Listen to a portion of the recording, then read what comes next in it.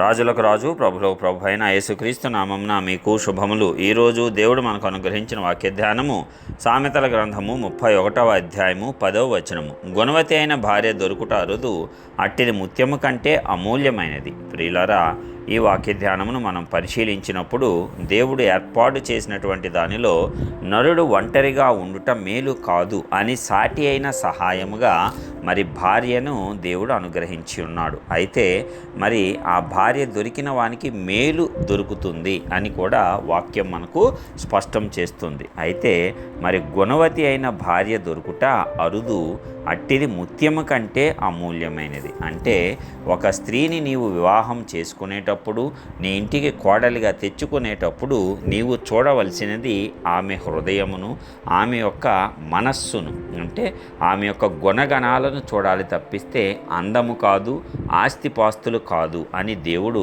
స్పష్టంగా వాక్యం ద్వారా సెలవిస్తూ ఉన్నాడు. అందుకే ఇదే అధ్యాయంలో చెప్తాడు, అందము వ్యర్థము, సౌందర్యము మోసకరము అనేటువంటి దాన్ని కూడా ఇదే సామెతల గ్రంథంలో మరి మనకు బయలుపరచడం అనేది మనం చూడవచ్చు. మరి అందునిమిత్తమే గుణవతి అయిన భార్య దొరుకుట ఏంటంట అరుదు, అట్టిది ముత్యము కంటే అమూల్యమైనదంట, ప్రశస్తమైనది. మరి ఈ యొక్క అధ్యాయం కనుక మనము చదివినట్లయితే, ధ్యానించినట్లయితే మరి ఆ గుణవతి అయిన భార్య దొరికిన వాని యొక్క కుటుంబం ఎంత ఆశీర్వాదకరంగా ఉంటుంది అనేటువంటిది ఇక్కడ భక్తుడు వివరిస్తూ ఉంటాడు. కాబట్టి నిజముగానే గుణవతి అయిన భార్య దొరుకుట మరి ఎంతో అమూల్యము.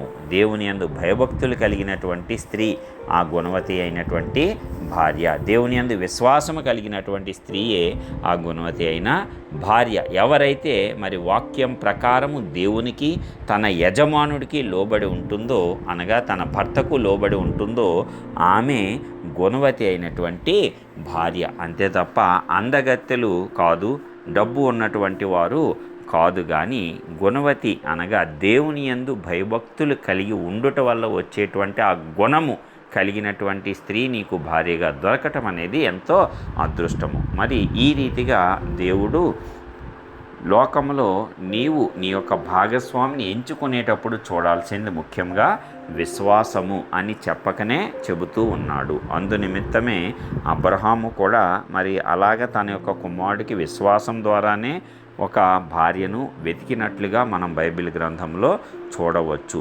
అదేవిధంగా మరి దావీదు విషయంలో గుణవతి అంటే జ్ఞానము కలిగినటువంటి స్త్రీ అయినటువంటి అబీగయిలు కూడా మరి దావీదును ఎలాగ తప్పు చేయకుండా కాపాడిందో మనము చూడవచ్చు. ఇలాగ బైబిల్ గ్రంథంలో అనేక మంది స్త్రీలు మరి ఎస్తేరు తన అందాన్ని నమ్ముకోలేదు, కానీ తన గుణాన్ని మాత్రమే నమ్ముకొని అందరికీ మరి దయ కలిగేలాగా ఆ యొక్క స్త్రీ ప్రవర్తించడం అనేది కూడా మనం బైబిల్ గ్రంథంలో చూడవచ్చు. ఇలాగా మరి అనేక మంది స్త్రీలను గురించి దేవుడు సెలవిచ్చాడు. మరి శారా అబ్రహామును యజమానుడా అని చెప్పి సంబోధించి గౌరవించటం అనేది మనం చూడవచ్చు. ఈ రీతిగా ఎవరైతే తన యొక్క భర్తను, తన కుటుంబాన్ని గౌరవిస్తూ, ప్రేమిస్తూ, లోబడి, అదేవిధంగా జ్ఞానముతోనూ ఉండి తన ఇల్లును కట్టుకుంటుందో ఆమె గుణవతి అయినటువంటి భార్య. అట్టిది దొరుకుట ఎంతో అమూల్యమంట, ఎంతో దుర్లభమంట. మరి అలాగ దొరికితే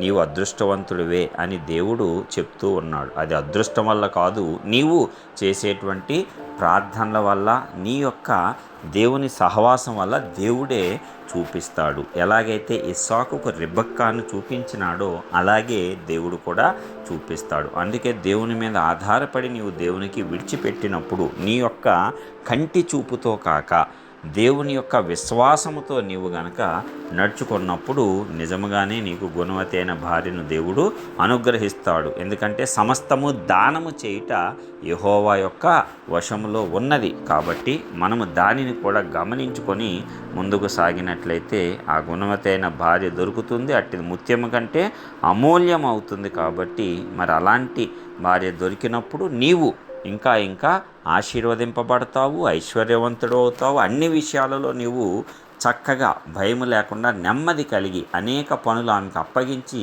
నీ యొక్క సువార్త పరిచర్యను కూడా కొనసాగించడానికి ఆమె నీకు సహాయకారిగా ఉంటుంది. కాబట్టి ఇలాంటి గుణవతి అయిన భార్యను మరి పొందుకొనుట అనేది దేవుని యొక్క ఏర్పాటులో జరగాలి. కాబట్టి దేవునికి ప్రార్థించి ముందుకు సాగాలి. మరి అనేకమైనటువంటి ప్రతి అంశము దేవుడు వివరించేది మన మేలు కోసమే. ఎందుకంటే మానవులు కంటి చూపుతో వెళ్ళిపోవటం వల్ల అనేకమైన ఇబ్బందుల పాలవుతారు. అందంగా ఉన్నది అని చెప్పి మరి విశ్వాసం లేని స్త్రీని కనుక నీవు చేసుకుంటే, వివేకము లేని సుందర స్త్రీ పంది ముక్కునున్నటువంటి బంగారు కమ్మె వంటిది అని కూడా వాక్యలేఖనం మనకు సెలవిస్తూ ఉంది. కాబట్టి దేవుడు ప్రతిదీ స్పష్టంగా మనకు తెలియజేశాడు.